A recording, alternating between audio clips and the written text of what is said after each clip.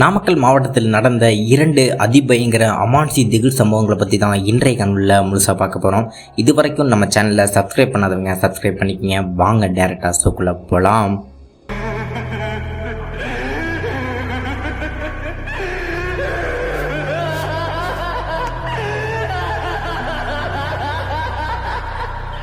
இந்த சம்பவம் நான் முன்னாடி சொன்ன மாதிரி தமிழ்நாட்டில் உள்ள முட்டை உற்பத்திக்கு பேர் போன நாமக்கல் மாவட்டத்தில் இருந்து ஒரு 82 கிலோமீட்டர் அவுட்டரில் உள்ள ஒரு அழகிய கிராமத்தில் 1980 காலகட்டத்தில் இருந்து 1990 காலகட்டம் வரைக்கும் நடந்த இந்த 2 சம்பவங்களை நம்மளுக்கு ஜிமெயில் மூலம் ஷேர் பண்ண சப்ஸ்கிரைபரோட பேர் நாராயணசாமிங்க. இவருக்கு வயது 32. இந்த சம்பவம் இவருக்கு நடந்துச்சான்னு கேட்டால் கிடையாதுங்க. இவங்க கிராமத்தில் 2 பெண்மணிகளுக்கு நடந்த இந்த சம்பவத்தை இவங்களோட, அதாவது நாராயணசாமி அப்படின்ற அவங்களோட பாட்டிமா மூலம் கேட்டு தெரிஞ்சுட்டு நம்மளுக்கு ஷேர் பண்ணியிருக்காருங்க. கடந்த 13 வருஷத்துக்கு முன்னாடியே இந்த நாராயணசாமி அப்படின்ற இந்த நபரோட பாட்டிமா இறந்து போயிட்டாங்க. அவங்கள்ட்ட சின்ன வயசுலேருந்து கேட்ட இந்த 2 உண்மை சம்பவங்களை நம்மளுக்கு ஷேர் பண்ணியிருக்காங்க. வாங்க முதல் சம்பவத்தை போய் பார்க்கலாம். 1980 இந்த ஒரு முதல் சம்பவம் நடந்திருக்குங்க. நாமக்கல் மாவட்டத்தில் இருந்து ஒரு 82 கிலோமீட்டர் அவுட்டரில் உள்ள ஒரு பட்டி கிராமம் தான் இவங்களோட கிராமங்க. இவங்க கிராமத்தில் மொத்தமாகவே 100லேருந்து 150 வீடுகள் தான் இருந்திருக்கும் 1980 காலகட்டத்தில். அந்த ஒரு டைமில் பெரும்பாலும் ரோடு வசதிகள், ஸ்ட்ரீட் வசதிகள் எதுவுமே கிடையாதுங்க. குடிசை வீட்டில் தான் வாழ்ந்துட்டு இருந்திருக்காங்க. ஒரு குடிசை வீட்டிலேருந்து இன்னொரு குடிசை வீட்டுக்கு போகணும் அப்படின்னா 100 மீட்டர் 200 மீட்டர் தள்ளி தாங்க இருந்திருக்கும். பெரும்பாலும் பணக்காரங்களாக இருக்கிறவங்க தான் ஓட்டு வீடுகள் வச்சுருப்பாங்க. இவங்க கிராமத்தில் இவங்க மக்களுக்கு தேவையான அன்றாட பொருட்களை வாங்கணும் அப்படின்னா சந்தைக்கு போய் தான் வாங்க வேண்டியது இருக்குங்க. இவங்க கிராமத்தில் இருந்து இவங்க சந்தைக்கு போகணும் அப்படின்னா 3 கிலோமீட்டர் மண் பாதையில் நடந்து தான் போக வேண்டியது இருக்குது. பெரும்பாலும் அந்த சுற்று வட்டாரத்தில் இருக்கிற கிராமங்கள் எல்லோருமே அந்த ஒரு சந்தையில் தான் அவங்களுக்கு தேவையான பொருட்களை வாங்கியிருப்பாங்க. அந்த சந்தை தான் பிரபலமும் கூட. அப்படி இருக்கும்போது இவங்க கிராமத்தில் சின்னம்மாள் அப்படின்ற 32 வயதுக்க பெண்மணி ஒருத்தங்க இருக்காங்க. அவங்க குடும்பத்தை பற்றி சொல்லணும் அப்படின்னா, இந்த சின்னம்மாள் அப்படின்ற இவங்களுக்கு திருமணமாகி குப்புசாமி அப்படின்ற கணவர் ஒருத்தருங்க இருக்காங்க. இவங்க 32 வயதுலேயே 15 வயசுல ஒரு பெண் குழந்தையும் 12 வயசுல ஒரு பெண் குழந்தையும் இருக்குங்க. இந்த 32 வயதுலேயே இவங்க குப்புசாமி அப்படின்ற இவங்க கணவர் நோய்வாய்ப்பட்டு இறந்தும் போயிடுறாருங்க. பெரிய ஒரு லாஸ்னே சொல்லலாம், ஏற்றுக்கொள்ள முடியாத ஒரு இழப்புனே சொல்லாங்க சின்னம்மாள் அவங்களுக்கு. அதுக்கு காரணம் இவங்க கணவர் இருக்கும்போது இவங்க சின்ன கூலி வேலையில் செஞ்சு இவங்க குடும்பத்தை பார்த்துட்டு இருந்திருக்காங்க. இப்போ அவங்க கணவர் வேற இறந்து போயிட்டாங்க. அதனால தன் 2 பெண் குழந்தைகளையும் படிக்கலாம் வைக்க மாட்டாங்க. 1980 காலகட்டத்தில் ஏதோ ஒரு பெரிய கொஞ்சம் ரிச்சாக இருக்கிறவங்க அந்த ஒரு டைமில் ஓட்டி வீடு கட்டியிருக்கவங்களாம் பெரும்பாலும் படிக்க போவாங்களாமாங்க. இந்த குடிசை வீட்டில் இருக்கிறவங்க மேக்ஸிமம் படிக்க போக மாட்டாங்களாமாங்க. வயதுக்கு வந்த உடனே தன் 2 பெண் குழந்தைகளையும் திருமணம் பண்ணி வச்சிருவாங்க. இதில் ஒரு பெரிய சிக்கல் என்ன அப்படின்னா, வரதட்சணை கொடுமைகள் தான். தன் 2 பெண் குழந்தைகளை கல்யாணம் பண்ணி கொடுக்கணும் அப்படின்னா வரதட்சணைகள் கொடுக்கணும், தங்கம் கொடுக்கணும், மாடுகள் ஆடுகள்ன்ட்டு வரதட்சணையாக நிறைய பொருட்கள் கொடுக்க வேண்டியது இருந்திருக்கு. ஆனால் இவங்களோட கணவர் இறந்த காரணத்தினால இவங்க எதுவுமே பெருசாக சேர்த்து வைக்கலைங்க. அதனால் சின்ன வேலைகள் செஞ்சு சில காசுகள் சேர்த்து வைக்க ஆரம்பிக்கிறாங்க. அந்த காசுகளை வச்சு சில ஆடுகள் வாங்கணும் அப்படின்னு சொல்லிட்டு சின்னம்மாள் அவங்க முடிவு பண்ணுறாங்க. சம்பவத்தன்னைக்கு மாலை 6 மணி போல் சின்னம்மாள் வீட்டு பக்கத்தில் அலமேலு அப்படின்ற 70 வயதுக்க மூதாட்டி ஒருத்தங்க இருக்கிறாங்க. சின்னம்மாளுக்கு நெருங்கிய சொந்தக்காரங்க. பக்கத்து வீதியில் பாப்பாத்தி அப்படின்ற 35 வயதுக்க பெண்மணி ஒருத்தங்க இருக்காங்க. இவங்க 3 பேருமே மாலை 6 மணி போல் டிஸ்கஸ் பண்ணி பேசிகிட்டு இருக்காங்க.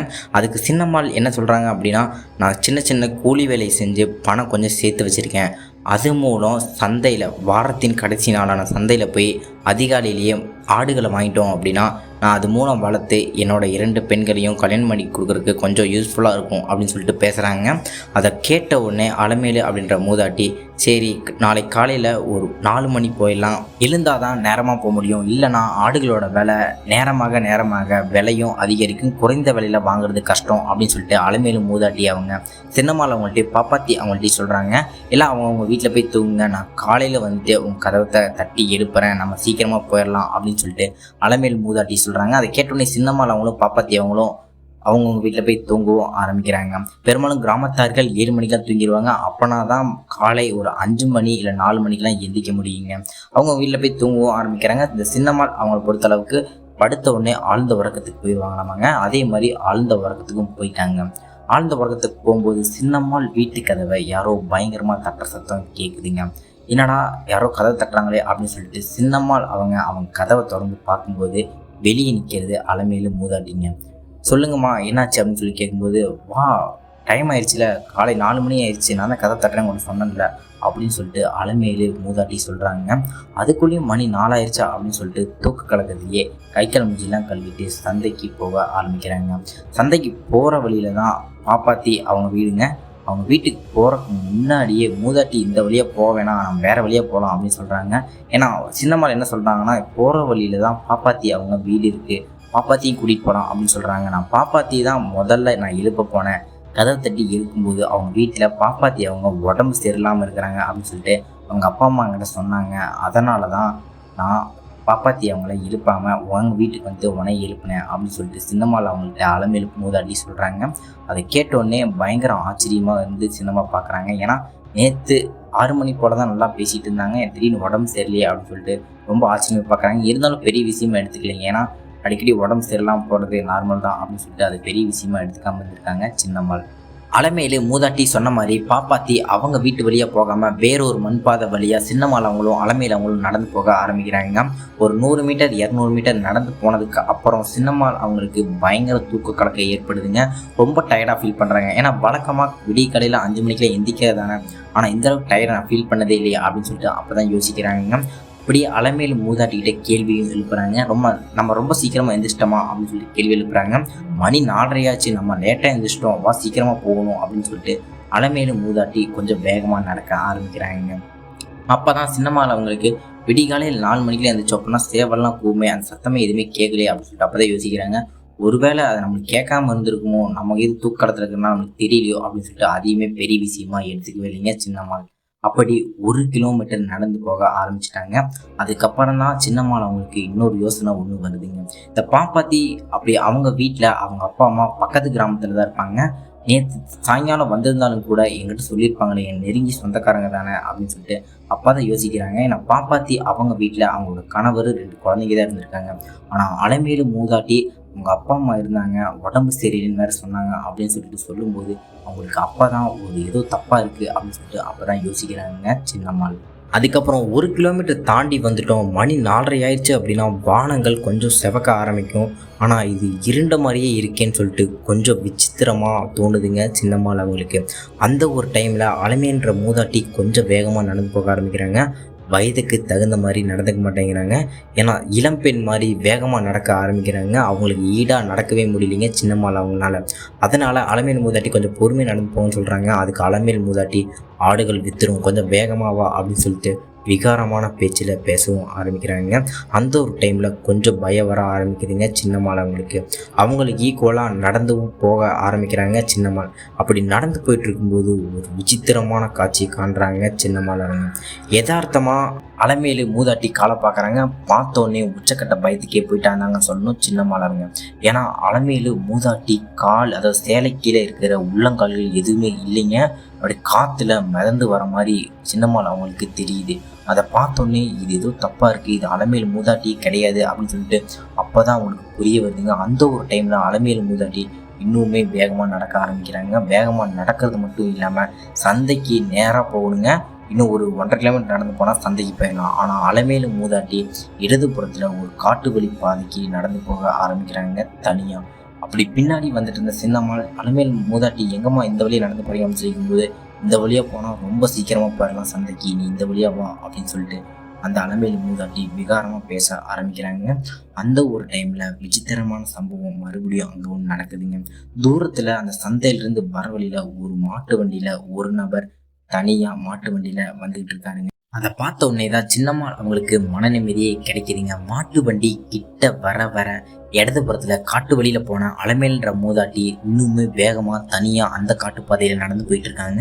மாட்டு வண்டி கிட்ட உடனே வழிமறைக்கிறாங்க சின்னம்மாள். வழிமறைச்ச பிறகு வயதான முறுக்கு மீசையோட ஒரு நபர் மாட்டு வண்டியை தனியாக ஓடிட்டு வந்துட்டு இருக்காருங்க. பின்னாடி நெல் மூட்டைகள் இருக்குது. நெல் மூட்டைகள் பார்த்துட்டு சந்தையிலேருந்து வரீங்களா அப்படின்னு சொல்லிட்டு சின்னம்மாள் அந்த வயதான ஒரு நபர்கிட்ட கேட்குறாருங்க. அதுக்கு அந்த வயதான நபர், வாமா சந்தையிலேருந்து தான் வரேன் அப்படின்னு சொல்கிறாருங்க. போகிற வழியில் என் கிராமம் இருக்குது, என்னை வீட்டில் விட்டுருங்க அப்படின்னு சொல்கிறாங்க. அதை கேட்டோன்னே, நீ வண்டியில் ஏறி உட்காரு, உனக்கு சேஃபாக நான் வீட்டில் இறக்கி விட்டுறேன் அப்படின்னு சொல்கிறாருங்க. அந்த ஒரு டைமில் வண்டியில் ஏறி போக ஆரம்பிக்கிறாங்க சின்னம்மாள். மாட்டு வண்டி அவங்க கிராமத்தை நோக்கி நடந்து போக ஆரம்பிக்குது. அந்த ஒரு டைமில் பின்னாடி திரும்பி பார்க்குறாங்க. பின்னாடி திரும்பி பார்க்கும்போது அந்த அலமேல்ன்ற மூதாட்டி அந்த முக்கில் திடீர்னு வந்து அப்பியர் ஆகிறாங்க. அதை பார்த்த உடனே ரொம்பவுமே பயந்து போயிடுறாங்க. பயந்து போன உடனே மாட்டு வண்டி அப்படியே நிற்கிதுங்க. மாட்டு வண்டி நின்றுட்டு அந்த ஒரு வயதான முறுக்கு மீசையோட வச்சுட்டு இந்த நபர் பின்னாடி திரும்பி பார்க்குறாருங்க. பின்னாடி திரும்பி பார்க்கும்போது அந்த வயதான அலமேலுன்ற மூதாட்டி இடது புறத்தில் இருக்கிற மொத்த வழி காட்டுப்பாதையில் மறுபடியும் நடந்து போக ஆரம்பிக்கிறாங்க. அதை பார்த்தோன்னே சின்னம்மாள் அவங்களுக்கு ரொம்பவுமே பயம் வந்துடுதுங்க. உடனே முன்னாடி ஓட்டிட்டு போயிட்டு இருந்த அந்த வயதான நபர், எதுக்கும் பயப்படாதமா, நான் உன்னை பத்திரமா கொண்டு போய் வீட்டில் நான் இறக்கி விட்டுறேன் அப்படின்னு சொல்லிட்டு தைரியமாக பேசுகிறாருங்க. அது மட்டும் இல்லாமல் வண்டியை வேகமாக ஓட்டவும் ஆரம்பிக்கிறாருங்க. மாட்டு வண்டி வேகமாகவே போக ஆரம்பிக்குது. உடனே கண்ணை இறுக்கி மூடி உட்காந்துட்டு வந்துட்டு இருக்காங்க சின்னம்மாள். கொஞ்ச நேரம் கழித்து கண்ணை முழிச்சு பார்க்குறாங்க. அவங்களுக்கே பயங்கர ஆச்சரியங்க. ஏன்னா அவங்க வீட்டுக்கு முன்னாடி தான் அந்த மாட்டு வண்டி நிற்கிதுங்க. உடனே அந்த வயதான நபர், உங்கள் வீடு வந்துடுச்சுமா, நீ தைரியமாக இறங்கி வீட்டுக்கு போ அப்படின்னு சொல்கிறாங்க. ரொம்ப நன்றி சொல்லிட்டு, நீங்கள் இல்லை அப்படின்னா இன்றைக்கி நான் உயிரோடு இருந்திருக்குன்னா கூட தெரியாதுன்னு சொல்லிட்டு ரொம்ப பயந்த மாதிரி பேசுகிறாங்க.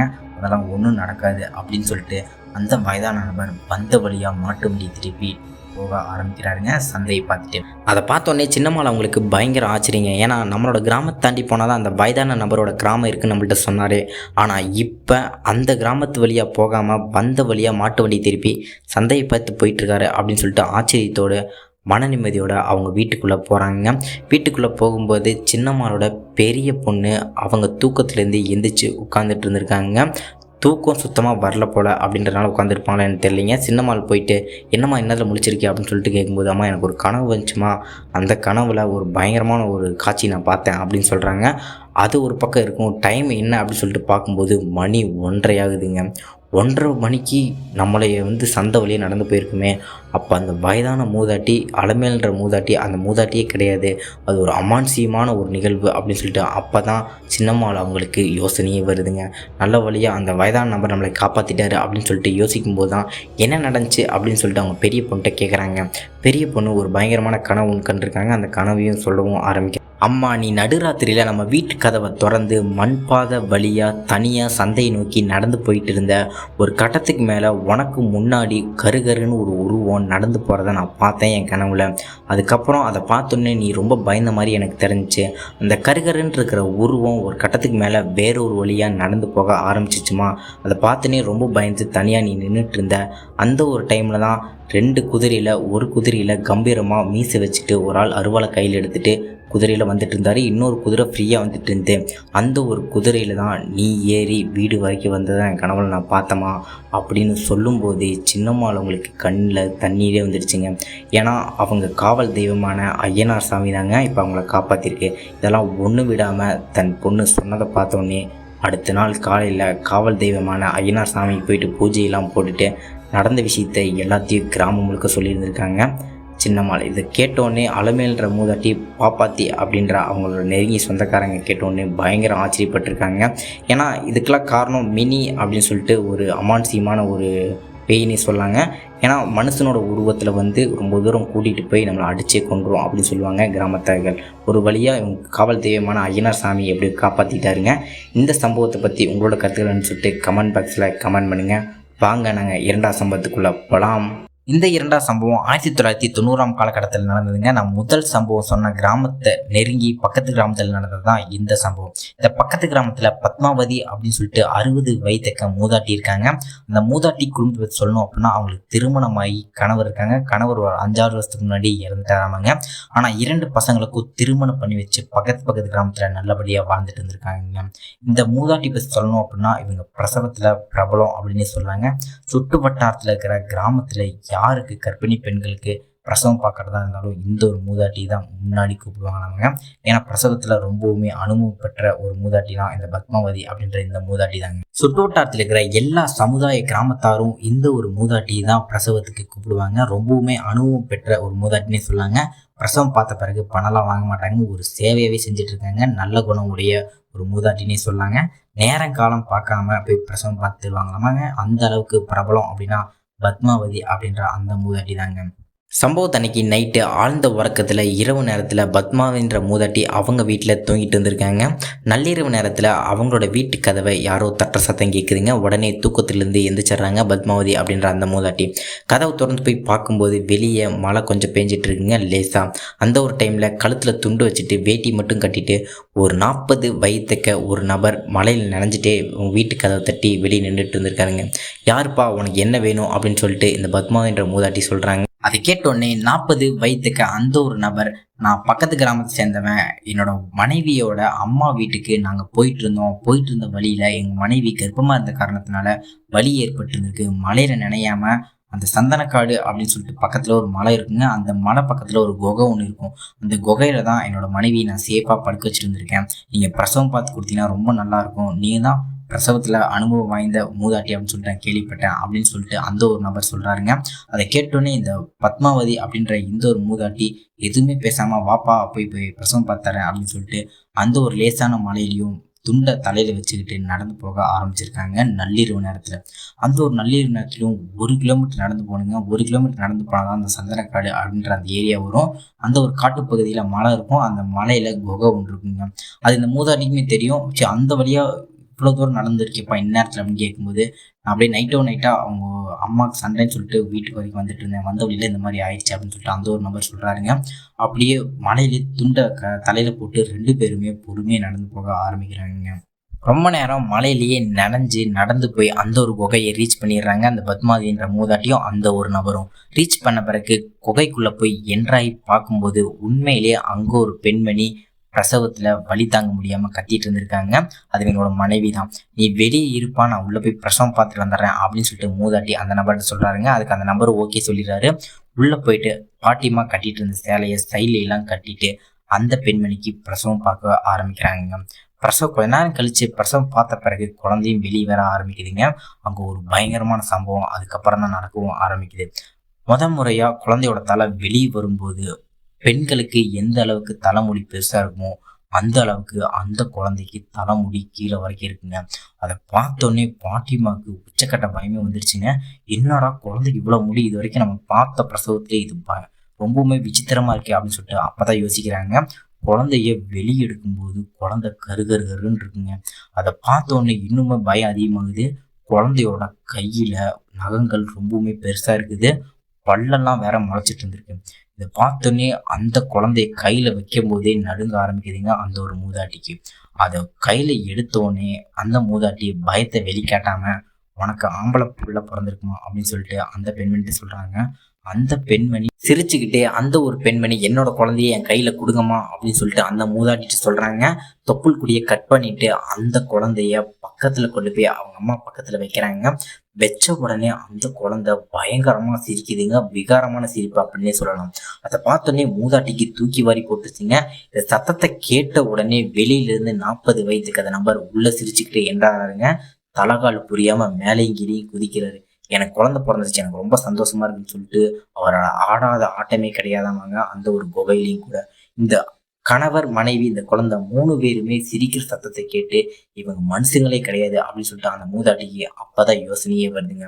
உடனே அந்த மூதாட்டி, எனக்கு நேரமாச்சுப்பா, நான் வீட்டுக்கு போகணும், காலையில சீக்கிரம் எழுந்திக்கணும், நிறைய வேலை இருக்கு அப்படின்னு சொல்லிட்டு அந்த ககையை விட்டு வெளியே போகலாம்னு சொல்லிட்டு ட்ரை பண்றாங்க. அந்த ஒரு டைம்ல அந்த பெண்மணி, பிரசவம் பார்த்ததுக்கு ரொம்ப நன்றிமா, உங்களுக்கு பரிசுகள் கொடுக்கணும், நீங்க முன்னாடி போங்க, உங்க வீட்டுக்கு நான் பின்னாடி அனுப்பி வைக்கிறேன் என்னோட கணவரை அப்படின்னு சொல்றாங்க. சரிம்மா அப்படின்னு சொல்லிட்டு எதுவுமே பேசாம கொஞ்சம் வேகமா நடக்க ஆரம்பிக்கிறாங்க இந்த பத்மாவதி அப்படின்ற அந்த மூதாட்டி.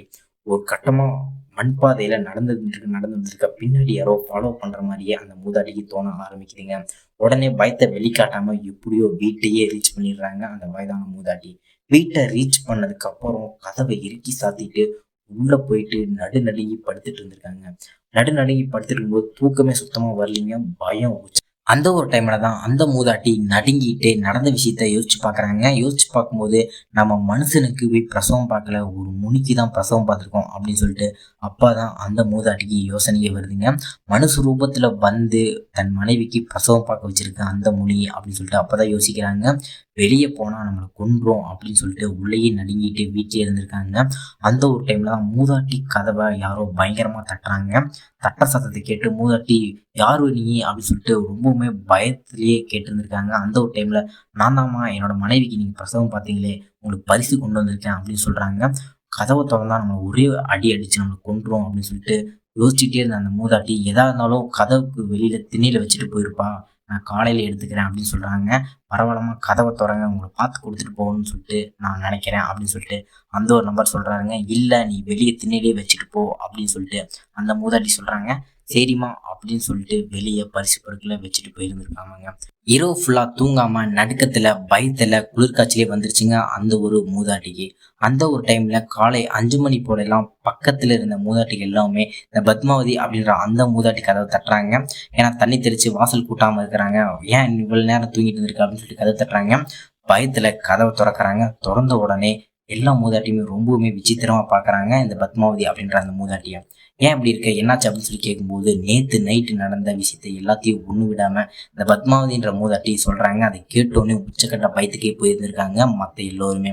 அதுக்கப்புறம் காலையில் நான் அந்த பரிசு பொருட்களை எடுத்துக்கிறேன் வீட்டுக்கு திண்ணையில் வச்சிரு அப்படின்னு சொல்லி பார்க்கும்போது 4 கொட்டாங்குச்சி ஃபுல்லாகவே இந்த அடுப்பு எரிச்சோம் அப்படின்னா கறிக்கட்டைகள் இருக்குங்களா அந்த கறிக்கட்டைகள் வந்து பரிசாக வச்சுட்டு போயிருக்காங்க அந்த ஒரு முனி.